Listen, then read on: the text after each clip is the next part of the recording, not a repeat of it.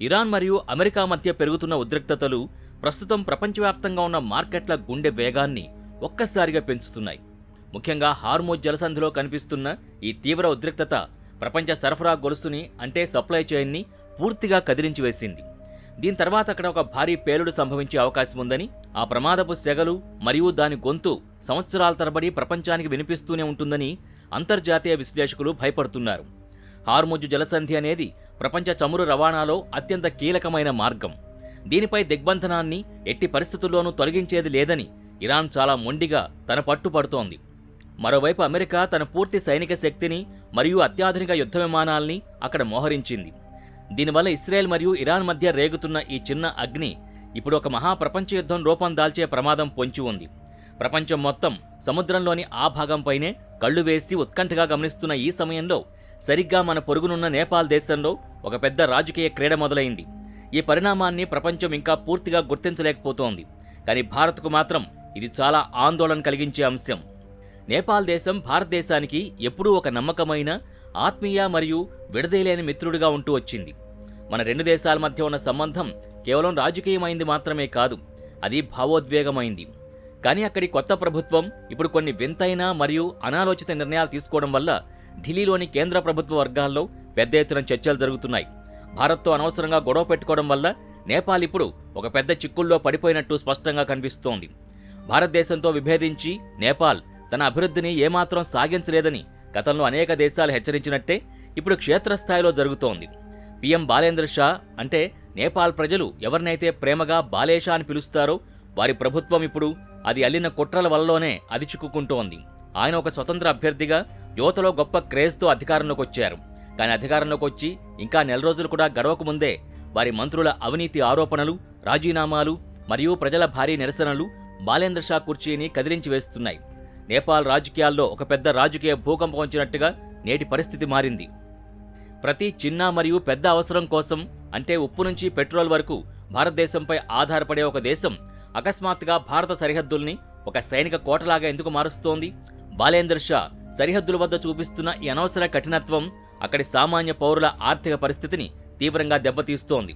ఒకవైపు ప్రపంచంలోని అగ్రదేశాలు తమ ఆధిపత్యం కోసం పోరాడుతుంటే, మరోవైపు నేపాల్ వంటి ఒక చిన్న పొరుగు దేశం భారతదేశాన్ని ఎదిరించే సాహసం చేస్తోంది. కానీ బాలేంద్ర షాకు తాను ఏ రకమైన నిప్పుతో ఆడుకుంటున్నారో మరియు దాని పరిణామాలు ఎలా ఉంటాయో అవగాహన లేనట్టు కనిపిస్తోంది. భారతదేశం ఎప్పుడూ ఒక పెద్దన్నలా తన బాధ్యతను నెరవేరుస్తూ నేపాల్కు ఆపదొచ్చిన ప్రతిసారి ఆదుకుంటూ వచ్చింది. కానీ ఒకవేళ భారత్ తన వైఖరిని మార్చుకుని కన్నెర చేస్తే నేపాల్ పరిస్థితి ఎంత దారుణంగా ఉంటుందో ఆయన ఊహించలేకపోతున్నారు. ఇది కేవలం రాజకీయాలకు సంబంధించిన విషయం మాత్రమే కాదు, ప్రతిరోజు తమ జీవనోపాధి కోసం సరిహద్దు దాటే లక్షలాది మంది ప్రజల జీవితాలకు సంబంధించిన సమస్య. బాలేషా ప్రభుత్వం ఒక కొత్త చట్టాన్ని తీసుకొచ్చింది. ఇది సరిహద్దుకు ఇరువైపులా శతాబ్దాలుగా కలిసిమెలిసి నివసించే ప్రజల మధ్య ఒక అదృశ్య గోడను నిర్మించింది. ఇప్పుడు భారత్ నుంచి కేవలం 100 రూపాయల విలువైన వస్తువుని, అంటే ఒక చిన్న కిరాణా వస్తువుని లేదా కూరగాయల్ని నేపాల్కు తీసుకురావడం కూడా అక్కడి ప్రజలకి ఒక పెద్ద శాపంగా మారింది. ప్రభుత్వం దీనిపై భారీ స్థాయిలో కస్టమ్స్ డ్యూటీ విధించింది. ఈ నిర్ణయం వినడానికి చిన్నదిగా అనిపించినా దీని సామాజిక మరియు ఆర్థిక ప్రభావం చాలా లోతుగా ఉంది. నేపాల్లోని వీర్గంజ్ వంటి సరిహద్దు ప్రాంతాల్లో ప్రజలు రోడ్లపైకొచ్చి బైఠాయించి ప్రభుత్వంపై తమ ఆగ్రహాన్ని వ్యక్తం చేస్తున్నారు. నిరసనకారులు ప్రభుత్వంపై విమర్శలు చేస్తూ పెద్ద ఎత్తున నినాదాలు చేస్తున్నారు. సోషల్ మీడియాలో కూడా ప్రభుత్వంపై వ్యతిరేకత వెల్లువెత్తుతోంది. కానీ కథ ఇక్కడితో ఆగిపోలేదు. నేపాల్ హోంమంత్రి సుదన్ గురుంగ్ ఒక భారీ ఆర్థిక కుంభకోణంలో చిక్కుకున్నారు. ఆయన షేర్ హోల్డింగ్స్కు సంబంధించి బయటకొచ్చిన రహస్య విషయాలు ఈ ప్రభుత్వం యొక్క నిజాయితీపై పెద్ద ప్రశ్న గుర్తుల్ని మిగిల్చాయి. బాలేంద్ర షా సొంత పార్టీలో కూడా ఇప్పుడు అసమ్మతి స్వరాలు గట్టిగా వినిపిస్తున్నాయి.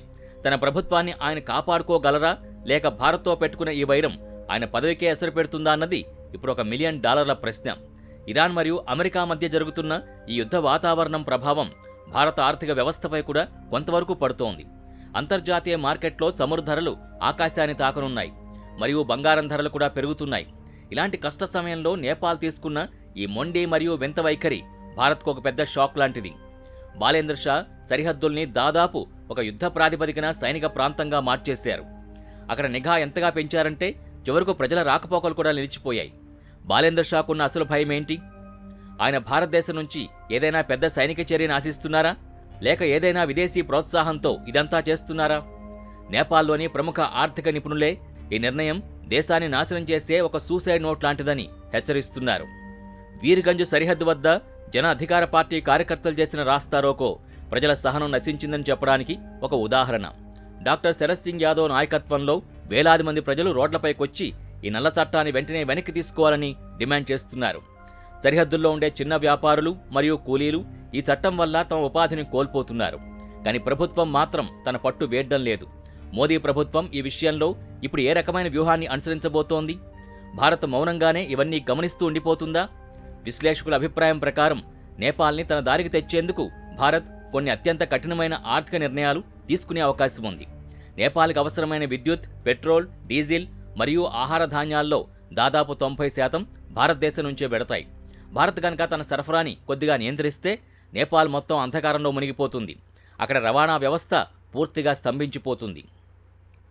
బాలేంద్ర షా జాతీయవాదం అనే సెంటిమెంట్ని వాడుకుని తన అధికారాన్ని కాపాడుకోవాలని చూస్తున్నారు. కానీ ఆకలితో ఉన్న సామాన్య పౌరుడికి జాతీయవాదం కంటే కడుపు నిండడం ముఖ్యం. నిత్యావసర వస్తువుల ధరలు చుక్కలు చూపిస్తున్నప్పుడు ప్రజలే రోడ్లపైకొచ్చి ప్రభుత్వాన్ని గద్దె దించుతారు. నేపాల్ హోంమంత్రిపై వచ్చిన అవినీతి ఆరోపణలు పరిస్థితిని మరింత క్లిష్టంగా మార్చాయి. నేపాల్లో నిరసన జ్వాలలు ఇప్పుడు రాజధాని కాఠ్మండ్లోని అధికార కేంద్రాల వరకు వ్యాపిస్తున్నాయి. భారతదేశంతో నేపాల్కు శతాబ్దాల కాలంగా ఉన్న రోటీ బేటీ సంబంధాల్ని, అంటే విడదీయలేని కుటుంబ మరియు వ్యాపార బంధాల్ని ఎందుకు దెబ్బతీస్తున్నారని ప్రజలు ప్రశ్నిస్తున్నారు. బాలేంద్ర షా ఏదైనా విదేశీ కుట్రలో భాగంగా భారత్ను ఎదిరిస్తున్నారా అన్న అనుమానాలు బలపడుతున్నాయి. ఒకవేళ అదే నిజమైతే నేపాల్ పరిస్థితి కూడా శ్రీలంక పతనంలా మారడానికి ఎంతో కాలం పట్టదు. ఇది నేపాల్ ప్రజలకు ఒక హెచ్చరిక. 2026 నాటి ఈ నవ భారతదేశం ఇప్పుడు ఒక ప్రపంచ శక్తిగా ఎదిగింది. ఇప్పుడు భారతదేశం బలహీనంగా లేదు. ఎదుటివారు ఏ భాషలో అయితే అర్థం చేసుకుంటారో అదే భాషలో దీటైన సమాధానం ఇవ్వడం భారత్కు తెలుసు. సరిహద్దుల్లో ఉద్రిక్తత కేవలం కాగితాల మీద లేదా టీవీ వార్తల మీద మాత్రమే కాదు, క్షేత్రస్థాయిలో నివసించే ప్రజలు దాన్ని అనుభవిస్తున్నారు. వీర్గంజ్ ప్రధాన ద్వారమైన శంకరాచార్య గేటు వద్ద ఇప్పుడు నిరసనల హోరు మిన్నంటుతోంది. కేవలం 100 రూపాయల వస్తువుపై పన్ను విధించడం అంటే ప్రజల జేబులు దోచుకోవడమేనని వారు వాదిస్తున్నారు. ఈ ప్రశ్నలు బాలేంద్ర షాకు ఒక పీడకలగా మారాయి. ఇరాన్ మరియు అమెరికా మధ్య యుద్ధం గనక తీవ్రమైతే ప్రపంచవ్యాప్తంగా చమురు సంక్షోభం ఏర్పడుతుంది. అప్పుడు నేపాల్ ఆర్థిక వ్యవస్థ పేకమేడలా కూలిపోవడం ఖాయం. నేపాల్ సరిహద్దులో వందలాది లారీలు మరియు ట్రక్కులు నిలిచిపోయాయి. దీనివల్ల లోపల ఉన్న కూరగాయలు మరియు పండ్లు కుళ్ళిపోతున్నాయి.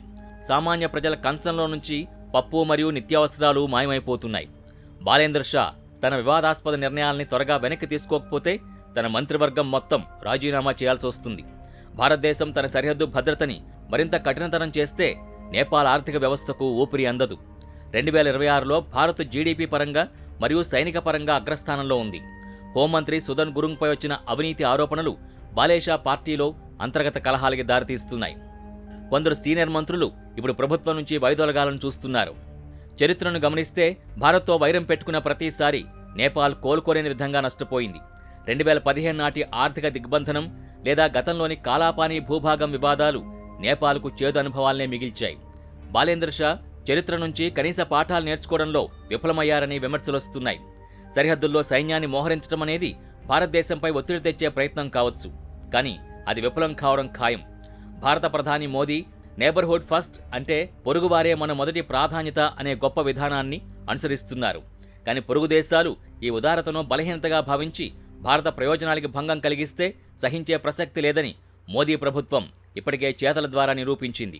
నేపాల్లో జరుగుతున్న ఈ అశాంతి వెనుక ఏదో ఒక అదృశ్య శక్తుల హస్తం ఉన్నట్టు కనిపిస్తోంది. బాలేంద్ర షా రాజకీయాల్లోకి ఒక గొప్ప ఆశగా మరియు మార్పు తెచ్చే నాయకుడిగా వచ్చారు. కానీ ఇప్పుడు ఆయనే ప్రజల సమస్యలకి మూల కారణమవుతున్నారు. నేపాల్ హోంమంత్రి వివాదం కేవలం ఒక చిన్న కింకు మాత్రమే.